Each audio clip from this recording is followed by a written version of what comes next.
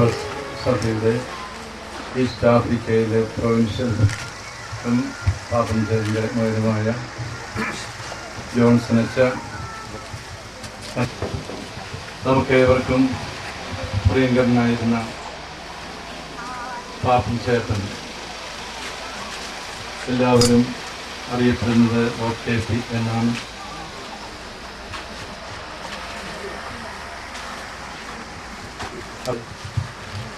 ഈ ശവസംസ്കാര കർമ്മത്തിൽ പങ്കെടുക്കുവാൻ നമ്മളെല്ലാവരും വളരെ അകലങ്ങളിൽ നിന്നെല്ലാം ഇവിടെ എത്തിച്ചേർന്നിരിക്കുകയാണ്.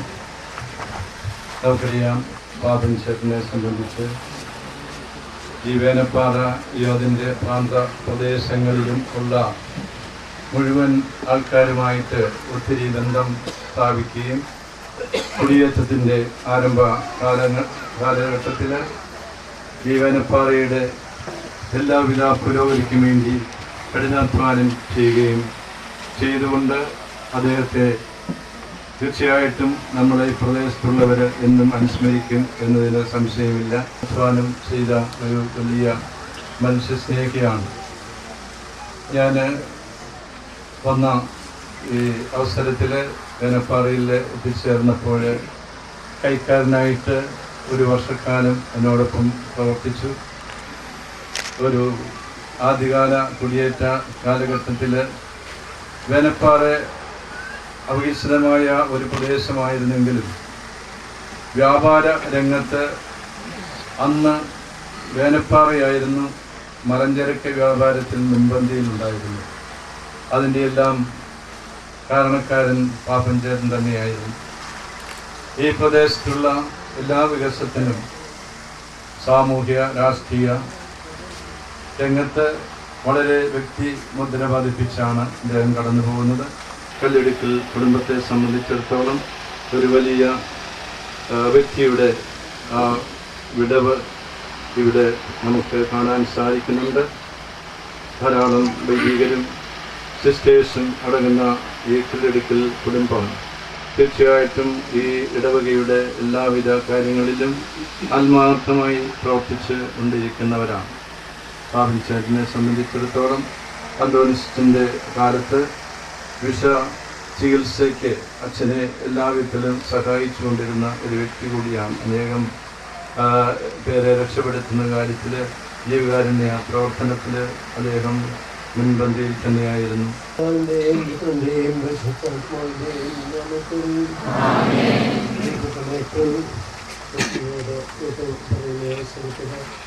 നമ്മുടെ പ്രാർത്ഥനയെ ദൈവത്തിന് മുമ്പാകെ സ്വീകാര്യമാകുന്നതിനും അദ്ദേഹത്തിൻ്റെ ആത്മശാന്തിക്കായിട്ട് പ്രാർത്ഥിക്കുമ്പോൾ അദ്ദേഹത്തിനായി ഒരുക്കിയിരിക്കുന്ന വലിയ സമ്മാനത്തിലേക്ക് നമുക്ക് അദ്ദേഹത്തെ യാത്രയാക്കാം. ഈ കുടുംബാംഗങ്ങളുടെയും പ്രത്യേകിച്ച് ചെല്ലുകയും നിങ്ങളുടെയും ദുഃഖത്തിൽ പങ്കുചേർന്നുകൊണ്ട് അനുശോചനം ഉപയോഗിക്കുന്നു.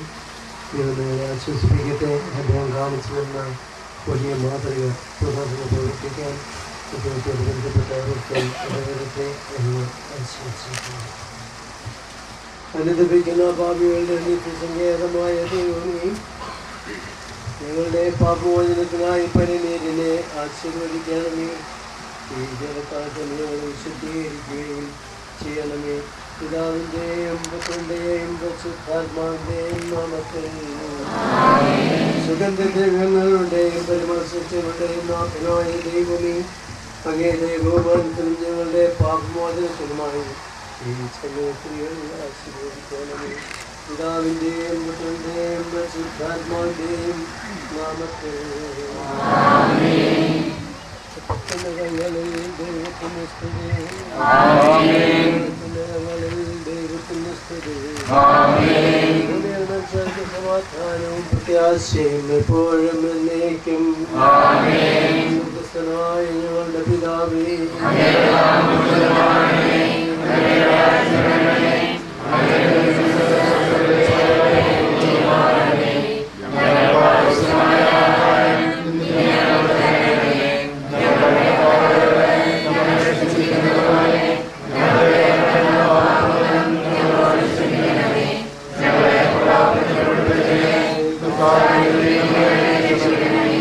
Yang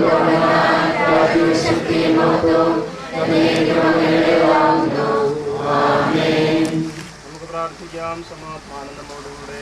കർത്താവേ, നിന്നെ ഞങ്ങൾ ആരാധിക്കുകയും നിന്റെ കാരുണ്യത്തെ പുകഴ്ത്തുകയും മഹനീയമായ ചരിത്രത്തിൻ്റെ കൂടെ ശക്തിയെ സ്മരിക്കുകയും ചെയ്യുന്നു, സ്തുതിക്കുകയും ചെയ്യുന്നു. എന്തുകൊണ്ട് നീ ആകാശത്തിൻ്റെയും ഭൂമിയുടെയും രാജാവും ജീവന്റെയും മരണത്തിൻ്റെയും നാഥനുമാകുന്നു.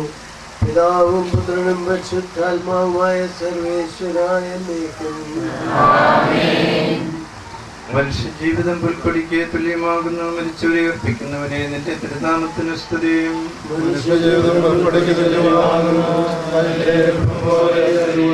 ചുടുകാറ്റടിക്കുമ്പോൾ വാടിപ്പോവുകയും ചെയ്യുന്നു.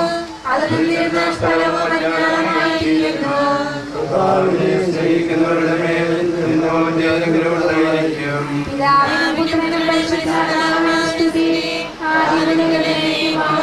മനുഷ്യജീവിതം പുൽക്കൊടിക്ക് തുല്യമാകുന്നു. മരിച്ചു ഉയർപ്പിക്കുന്നവനെ നിന്റെ നാമത്തിന് സ്തുതി. പ്രാർത്ഥിക്കാൻ സമാധാനം. ആദ്യത്തെ സൃഷ്ടിച്ചവനും അയാളുടെ സന്താനങ്ങളെ ഉത്താനം വഴി നവീകരിക്കുന്നവനുമായ കർത്താവെ, നിന്നെ ഞങ്ങൾ ആരാധിക്കുകയും പുകഴ്ത്തുകയും ചെയ്യുന്നു.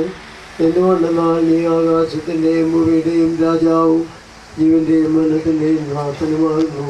പിതാവും പുത്രനും പരിശുദ്ധാത്മാവുമായ സർവേശ്വര. അഴലും മരണവുമില്ലാതെ ജീവൻ വിളയും രാജ്യത്തിൽ വാനവരോട് ചിരകാലം ആനന്ദത്തോട് വാണിടുവാൻ ദാസന് വരമിന്നരുളേണം.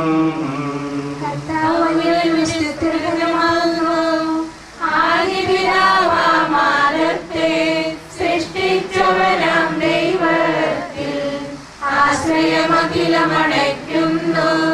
മധ്യനു ശരണം നീയല്ലോ. ലോകം വ്യർത്ഥം സകലേശ, ഞങ്ങൾ കരുളുക നവജീവൻ. വിശ്വസിക്കുന്നു വിലപിക്കരുതേ, മരണത്തിൽ പുനരുത്ഥാനം വരുമല്ലോ. അരുൾ ചെയ്തില്ലേ തിരുനാഥൻ, ദൃഢമായെന്നിൽ വിശ്വാസം നിക്ഷേപിക്കും മനുജനു ഞാൻ അന്തിമ ദിവസമുയർപ്പേകും. നീതിമാൻ വിജ്ഞാനം പ്രസംഗിക്കുന്നു. പൗലോസിൻ തിരുവാക്യങ്ങൾ ശാന്തി നിനക്കു പകർന്നേടും. മർത്യത പുണരുന്നു, ക്ഷയമുള്ളോരം ക്ഷയനാകും. പരിശുദ്ധന്മാർ വാഴുമിടം ചേർക്കണമെന്നെയും അഖിലേശ.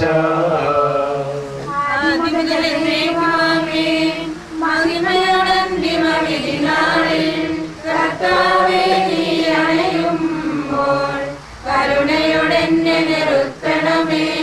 നല്ലവരൊത്തു ബലം ഭാഗേ നൽകണമേ നിത്യായുസ്സിൻ പരിമോചനമാം പരിവേഷം. എന്റെ സഹോദരന്റെ തെസ്സലോനിക്കക്കാർക്ക് എഴുതിയ ലേഖനം. എന്റെ സഹോദരനെ മരിച്ചവരെ കുറിച്ച് പ്രത്യാശയില്ലാത്തവരെ പോലെ നിങ്ങൾ ദുഃഖിക്കരുതെന്ന് ഞാൻ ആഗ്രഹിക്കുന്നു. ഈശോ മരണശേഷം ഉയർത്തെഴുന്നേറ്റു എന്ന് നാം വിശ്വസിക്കുന്നു. അങ്ങനെ തന്നെ ദൈവം ഈശോയിൽ മരിച്ചവരെയും അവനോടുകൂടി ഉയർപ്പിക്കും.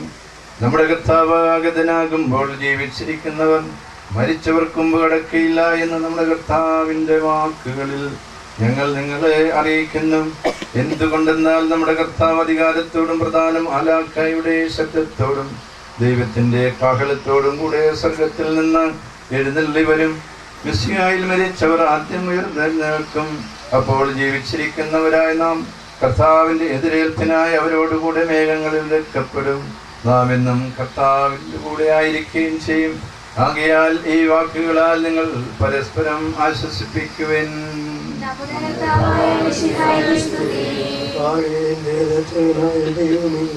രാവും പകലും നിന്നോട് ഞാൻ പ്രാർത്ഥിക്കുന്നു. എന്റെ പ്രാർത്ഥന നിന്റെ പക്കലെത്തട്ടെ. എന്റെ അപേക്ഷ വിശുദ്ധ യോഹന്നാൻ അറിയിച്ച നമ്മുടെ കർത്താവ് ഈശോയുടെ പരിശുദ്ധ സുവിശേഷം. എന്റെ വചനം കേൾക്കുകയും എന്നെ അയച്ചവനെ വിശ്വസിക്കുകയും ചെയ്യുന്നവന് നിത്യജീവനുണ്ട് എന്ന് സത്യമായി ഞാൻ നിങ്ങളോട് പറയുന്നു. അവൻ വിധിക്ക് വിധേയനാവുകയില്ല. മരണത്തിൽ നിന്ന് അവൻ ജീവനിലേക്ക് പ്രവേശിച്ചു കഴിഞ്ഞിരിക്കുന്നു. സത്യമായി ഞാൻ നിങ്ങളോട് പറയുന്നു, മരിച്ചവരുടെ പുത്രൻ്റെ ശബ്ദം കേൾക്കുകയും അത് കേൾക്കുന്നവർ ജീവിക്കുകയും ചെയ്യുന്ന സമയം അടുത്തിരിക്കുന്നു. അല്ല, അത് വന്നു കഴിഞ്ഞു. മനുഷ്യപുത്രനായതുകൊണ്ട് വിധികർത്താകുവാനുള്ള അധികാരവും അവന് കൊടുത്തിരിക്കുന്നു. നിങ്ങളിതിൽ വിസ്മയിക്കേണ്ട. എന്തുകൊണ്ട് നാൾ കല്ലറയിലുള്ളവർ അവൻ്റെ ശബ്ദം കേൾക്കുന്ന സമയം വരുന്നു.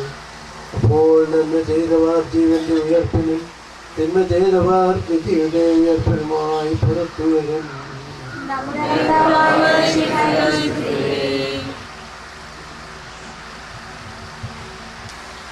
വലിയ ബഹുമാനപ്പെട്ട ജനറൽ അച്ഛ, പ്രിയപ്പെട്ട ജോൺസൺ അച്ഛ, കല്ലെടുക്കല് കുടുംബവുമായിട്ട് ബന്ധമുള്ള ചോരബന്ധമുള്ള വ്യക്തികളെ, അതുപോലെ ബാക്കി സുഹൃത്തുക്കളെ, സ്നേഹിതരെ, ഗുണകാംക്ഷികളെ,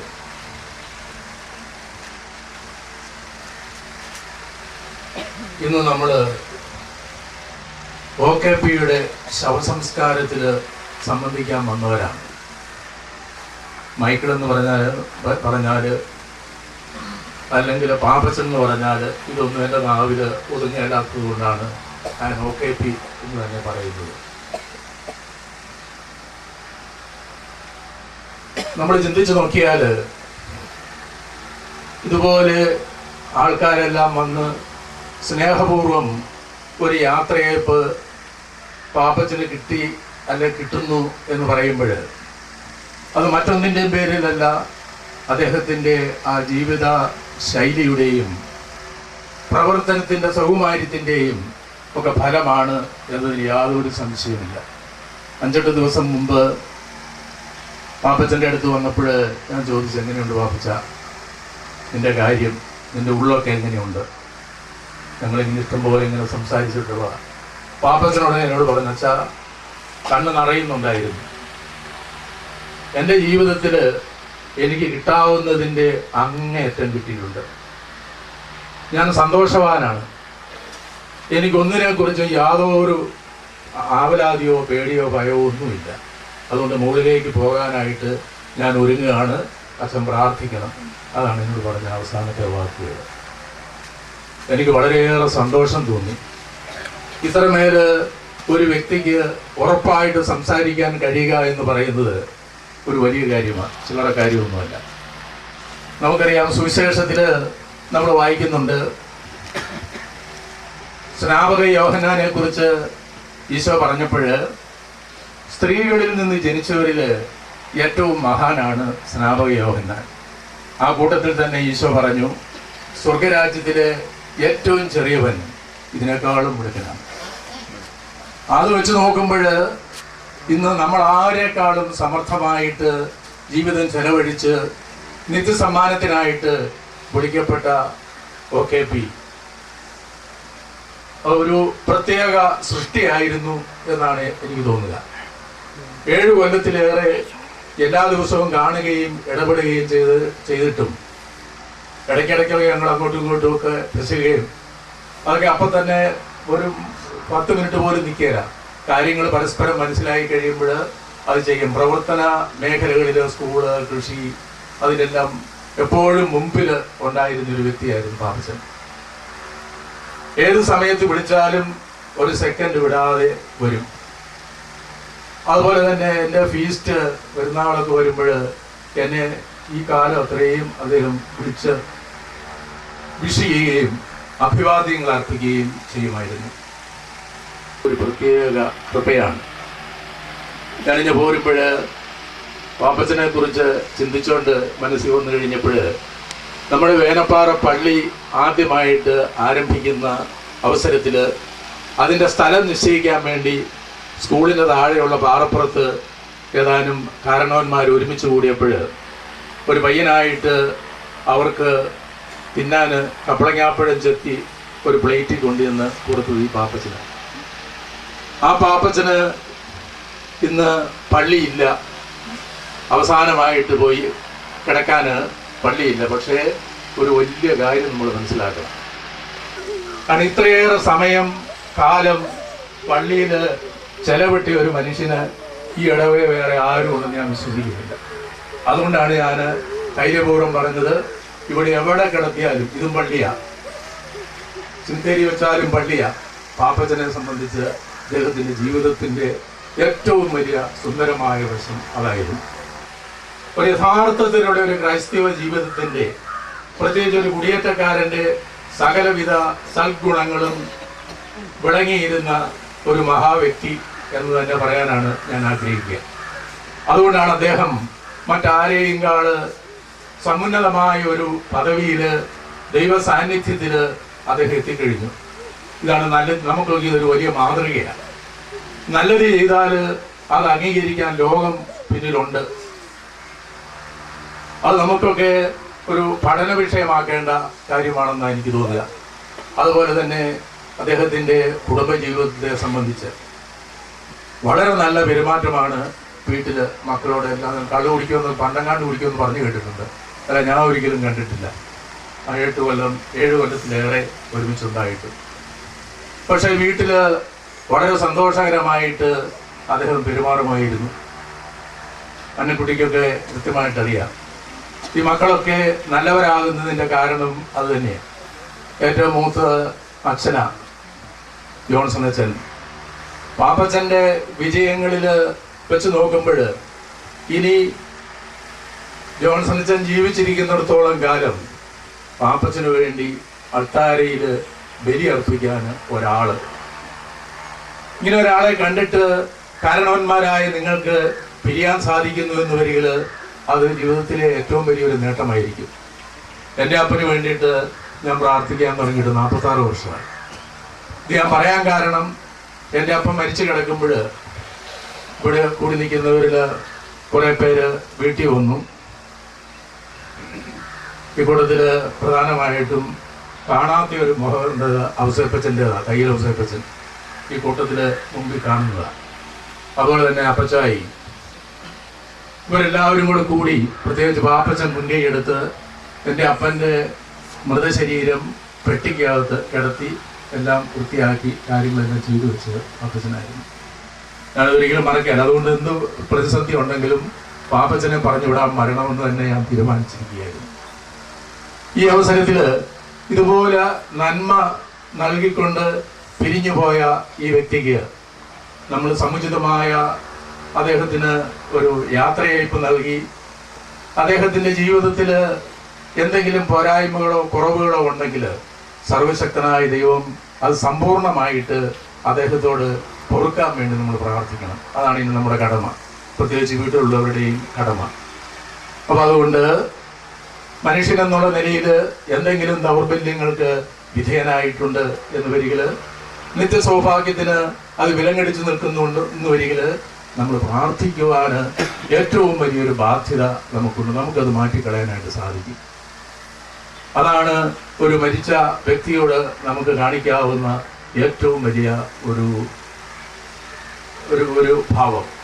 ഇപ്പം നിങ്ങളൊക്കെ ഇനി ദേവാലയത്തിൽ പോകുമ്പോൾ, വിശുദ്ധ കുർബാനയിൽ സംബന്ധിക്കുമ്പോൾ, പാപ്പച്ചൻ്റെ അവസാനത്തെ ആ കിടപ്പാടം പോയി കാണുമ്പോൾ, അന്നക്കുട്ടിയും മക്കളും ഒക്കെ നിങ്ങളാണല്ലോ കൂടുതൽ പോകുന്നത്.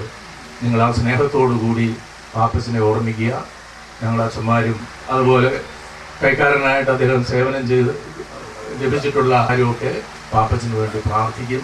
പാപ്പച്ചൻ്റെ ജീവിതം, സുന്ദരമായ ജീവിതം എല്ലാവർക്കും മാതൃകയാകട്ടെ എന്ന് ഞാൻ ആശംസിക്കുകയും, അതുപോലെ തന്നെ കല്ലിടത്തിൽ കുടുംബമായിട്ട് ബന്ധപ്പെട്ട എല്ലാവർക്കും, ഈ കുടുംബത്തിനും ജോൺസന് അച്ഛന് പ്രത്യേകിച്ചും അനുശോചനം രേഖപ്പെടുത്തി എൻ്റെ വാക്കുകൾ ഞാൻ അവസാനിപ്പിക്കും. മനതാപത്തോട് ഭക്തിയോടും വളർന്ന് കർത്താവേ ആത്മാവിനോട് കന്ന തോന്നണമേ എന്ന് പ്രാർത്ഥിക്കാം. അനന്തമായ സ്നേഹത്താൽ നിങ്ങളെ സൃഷ്ടിക്കുകയും അതുല്യമായ കൃപയാൽ നിങ്ങളെ രക്ഷിക്കുകയും ചെയ്ത മിശിഹായി, നിന്റെ കൽപ്പനയാൽ ഈ ലോകം വിട്ട് പുറപ്പെടുന്ന ഈ ആത്മാവിന് വിജ്ഞാനത്തിന്റെ തുറമുഖത്ത് സുരക്ഷിതമായി എത്തിക്കുവാൻ നിന്റെ പരിശുദ്ധ ദൂതന്മാരെ നിയോഗിക്കണം എന്നോട് ഞങ്ങൾ പ്രാർത്ഥിക്കുന്നു. നിന്റെ മൂല്യമായ രക്തം ചെന്ന് രക്ഷയെ ആത്മാവിന്റെ അപരാധങ്ങളും കടങ്ങളും ക്ഷമിക്കണം എന്നോട് ഞങ്ങൾ പ്രാർത്ഥിക്കുന്നു. ഉത്ഥാനം വഴി മനുഷ്യവർഗത്തിന് പ്രതീക്ഷയും ശരണവും പ്രദാനം ചെയ്ത മെസ്സിഹായേ, നിന്റെ ദിവസത്തിൽ നിന്റെ മഹത്വത്തിന്റെ പ്രഭയാൽ ഈ ആത്മാവിനെ പ്രകാശിപ്പിക്കുകയും